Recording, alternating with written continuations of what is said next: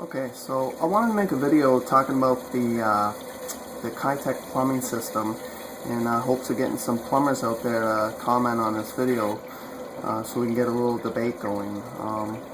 As we speak, there's a very large class action lawsuit going on that involves anyone who remodeled or had a house built between 1995 and 2007 and have a plumbing system with materials made by IPEX, which goes by a few other names, and one of them being KITEC. From what I can understand about the lawsuit is that the problem lies in the fittings that were made in Taiwan. And if you can see, this is my house, and I don't know if you can read that these are made in Taiwan. So I have the fittings that they're talking about, and from what I can understand is that they're saying the fittings are supposed to be made of mostly brass with a maximum level of 14% mixture of zinc added to the brass for extra strength. And the lawsuit says that these defective fittings have around 35% zinc, which is causing them to corrode and eventually fail, which is what the lawsuit is about in a nutshell. So it's basically saying that it's not a matter of if the fittings will fail, but when they will fail. So if you go online, you can see like a lot of pictures of fittings that have failed, and they get like a white powder around them, and if you cut them open, they're like clogged up with white powder. So you know, it's something that can be visual, and right now it looks like you don't see any on mine, but it's saying that it will happen to it one day.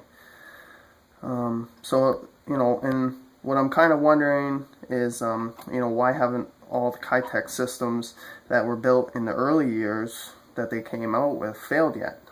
Like for example, I have a neighbor who has a fairly new house, and he had a complete rupture of a joint fitting in his KITEC system about 7 years after the house was built. And right now our house was built about 6 years ago, and still no signs of corrosion.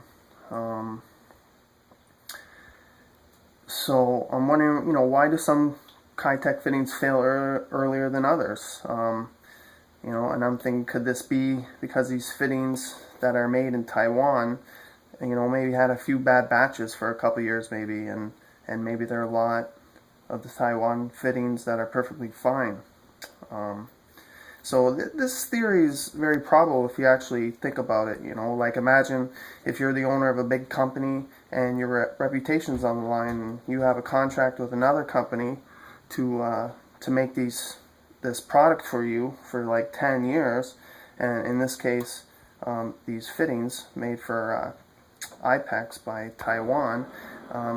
You're gonna get quality controls to check these fittings out every once in a while, whether it be once a year or once every 5 years, but it's very probable that they examine the quality of these products at least a few times during the 10 to 15 year span when they were being made.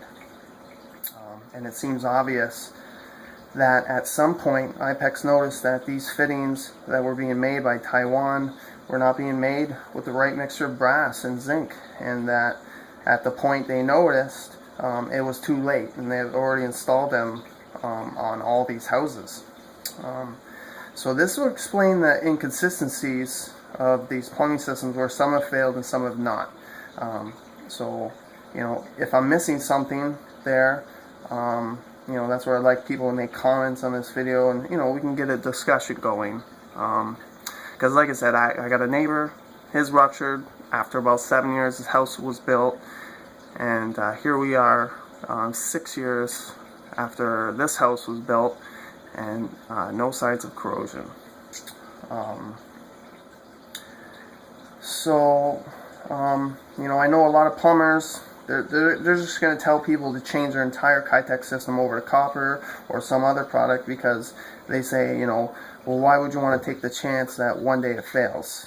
And they're not wrong in saying this, but what they don't say is that your system looks good, and that I'm sure it's fine and you'll be okay. and then some other people will say, why don't you just cut one open near a fitting and look for signs of corrosion inside. But you know, that doesn't quite work well either. You know, if you go back to the fitting, that some fittings are good. Go back to the theory that some fittings are good and some are from a bad batch. You know, so if you're just checking one, then it doesn't really tell you much. So once again, to close this video off, I just wanted to finish by saying that, you know, I'm not sure that every single house that has KITEC in it, you know, should be shaking their boots and waiting for their plumbing to explode. You know, I live in a huge subdivision, and a big construction company in our local area built most of these homes, and I'm sure, like my house, they use KITEC in most of them. So, and you know, to think that all these houses should be redone completely seems a little overkill to me, you know, and just jumping to conclusions when we don't really know. So, like I said, everybody, you know, get on, log into YouTube and make some comments here, because I'd really like to hear what people have to say.